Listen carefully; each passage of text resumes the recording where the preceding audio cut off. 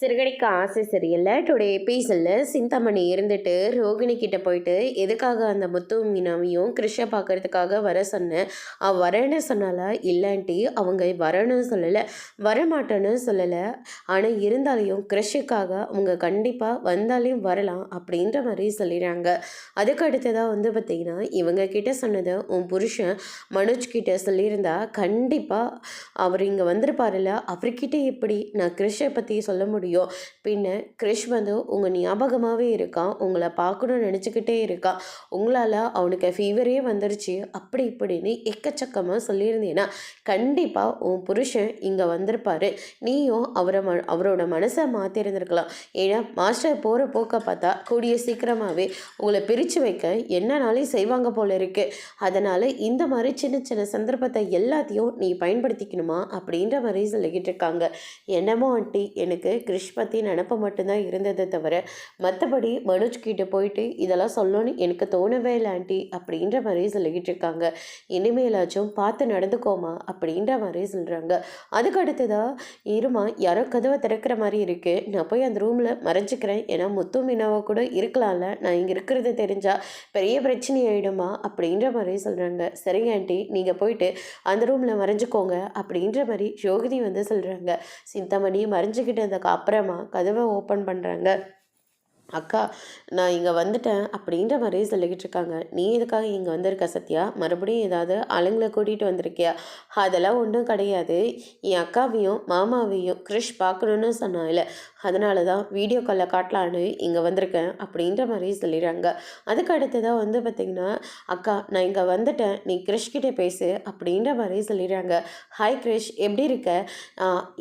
என்னாச்சு உனக்கு அப்படியே சொல்லிட்டு கேட்கவும், மீனாண்டி, முத்தாங்கிள், நீங்கள் ஏன் என்னை பார்க்குறதுக்கு வரவே இல்லை, இனிமேல் என்ன நீங்கள் அந்த வீட்டுக்கு கூட்டிகிட்டு போக மாட்டிங்களா அப்படின்ற மாதிரி கேட்கவும், மீனாவும் முத்தவும் இருந்துட்டு, இல்லை கிரிஷ், நாங்கள் அங்கே வரோங்க, ஆனால் நீ கொஞ்சம் பொறுமையாக இருக்கணும், ஏன்னா நாங்கள் வேலை விஷயமா வெளியில் வந்திருக்கோம், அதனால் நீ எங்களை பார்க்கணுன்னு சொல்லி யாரையும் நீ கஷ்டப்படுத்தக்கூடாது, சரியா? எப்போ பார்க்கணுன்னு நினைக்கிறீங்களோ கண்டிப்பாக நாங்கள் வேலையெல்லாம் முடிச்சுட்டு உன்னை கண்டிப்பாக பார்ப்போம், அது வரைக்கும் எங்களை பார்த்தே ஆகணும்னு சொல்லி இப்படி உடம்ப போட்டு வதச்சிக்க கூடாது, சரியா? அது மட்டும் இல்லை, இனிமேல் உங்கள் அம்மா தான் உனக்கு எல்லாமே, இனிமேல் அவங்க என்ன சொல்கிறாங்களோ அதை நீ கண்டிப்பாக செஞ்சுக்கணும், சரியா? அப்படின்ற மாதிரியெல்லாம் நம்ம முத்துவும் மீனாவது கிரிஷ்க்கு எடுத்து சொல்லி புரிய வைக்கிறாங்க. ரோகிணியை எட்டி பார்க்குறாங்க. சத்யா, நீ கிரிஷை மட்டும் காட்டு, தேவையில்லாமல் மற்ற யாரையும் நீ காட்டாத அப்படின்ற மாதிரி சொல்கிறாங்க. முதல்ல அங்கேருந்து எந்திரிங்க அப்படின்னு சொல்லிட்டு சத்யா இருந்துட்டு ரோகிணி அங்கேருந்து அனுப்புகிறாங்க. சரி கிரிஷ், நீ பார்த்து பத்திரமா இருந்துக்கோ, உடம்பு சீக்கிரமாக சரியாக்கிக்கணும், ஸ்கூலுக்கு கரெக்டாக போகணும், அடம்பிடிக்கக்கூடாது, சரியா? அப்படின்ற மாதிரி அட்வைஸ் பண்ணுறாங்க. அதுக்கு அடுத்ததாக பார்த்திங்கன்னா நம்ம மீனாக இருந்துட்டு எதுக்காகங்க அவங்கள தனியாக தூக்கிட்டு வர சொன்னவே கிருஷ்ண நம்ம பார்த்துருக்கலாம்ல, எதுக்காக வீடியோ காலில் பார்த்தீங்க அப்படின்னு சொல்லிட்டு கேட்கவும், கோர்ட்டில் வேறு கேஸ் போயிட்டுருக்கு, இந்த மாதிரி சமயத்தில் கிருஷ்ண நம்ம அங்கேயும் இங்கே அலப்பைக்கக்கூடாது, அப்படியே மீறி பார்த்தாலையும் அந்த பார்லர் அம்மா ஏதாவது ஒரு பிளான் போட்டுட்டு தான் வரும், அதனால தான் இப்படி ஒரு யோசிச்சு சத்யாவை நான் அந்த வீட்டுக்கு அனுப்பிவிட்டேன் அப்படின்ற மாதிரி சொல்கிறாங்க.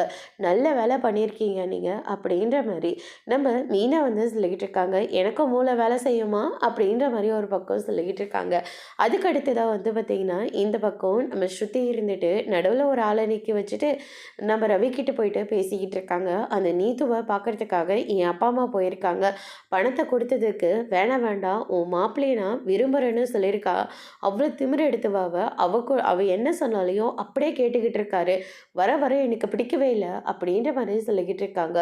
மற்றபடி உனக்கு எல்லாமே பிடிச்சிருச்சா? எதுவுமே பிடிக்காம தானே இப்படி தனித்தனியாக இருந்துகிட்ருக்கோம்.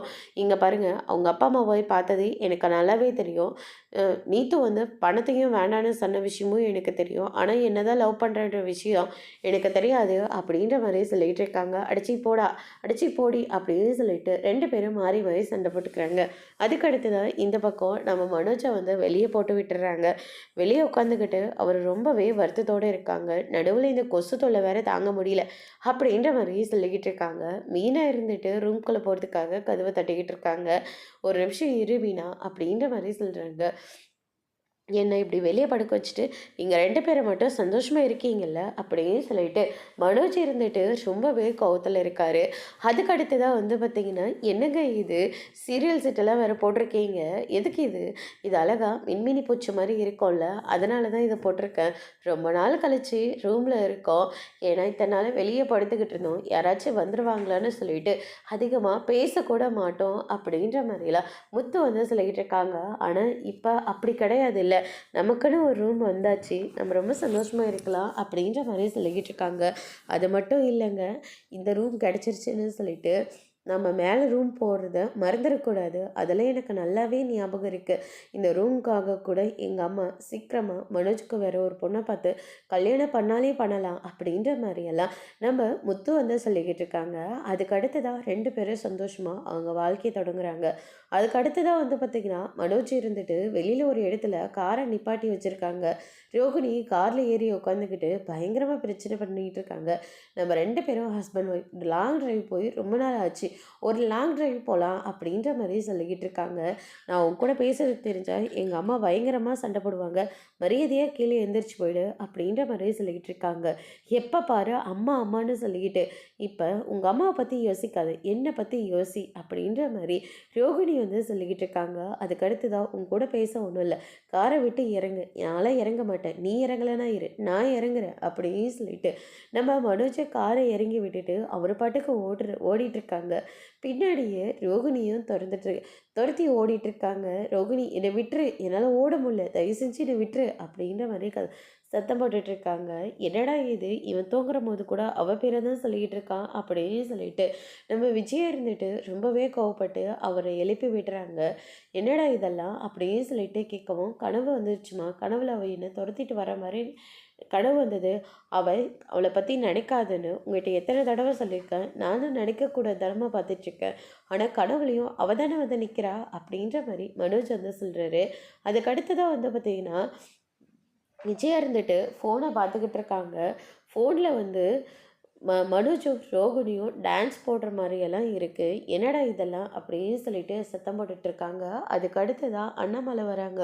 எப்போ பாரு உங்கள் 2 பேர்த்தும் சத்தம் மட்டும்தான் இருக்குது அப்படின்ற மாதிரி. காஃபி போட்டியா, காஃபியா, உங்கள் மருமக இன்னும் எந்திரிச்சு வரவே இல்லை, என்ன தான் நான் காஃபி போட்டு தந்தாலையும் உங்களுக்கு உங்கள் மருமக கையால் குடிக்கிற காஃபி தானே ரொம்ப பிடிக்கும், அதனால தான் நல்லா காஃபி போடல அப்படின்ற மாதிரி சொல்கிறாங்க. முத்தே இருந்துட்டு மீனாவோட சாரியே பிடிச்சிக்கிட்டு பின்னாடியே வந்துக்கிட்டு இருக்காங்க. இன்னைக்கு பிரதோஷம் இல்லைப்பா, அதனால தான் அப்படின்ற மாதிரி சொல்லிக்கிட்டு இருக்காங்க. காஃபி போட்டு எடுத்துகிட்டு வா, அப்படின்னா இந்த சாம்பிராணி புகையை எல்லாத்துக்கும் காட்டுங்க, நான் போய் காஃபி போட்டு எடுத்துகிட்டு வரேன்னு சொல்லிட்டு மீனா அங்கேருந்து எந்திரிச்சு போகிறாங்க. அதுக்கு அடுத்ததாக ஏஐயை பார்த்த உடனே விஜயா இருந்துட்டு மனோஜை பிடிச்சி பயங்கரமாக திட்டிக்கிட்டு இருக்காங்க. அதோட இன்னைக்கான எபிசோட் முடிச்சிருக்காங்க. இனி சிறகடிக்க ஆசையில் அடுத்தடுத்து என்னெல்லாம் நடக்க போகுதுன்றதை வெயிட் பண்ணி பார்க்கலாம். தேங்க்யூ.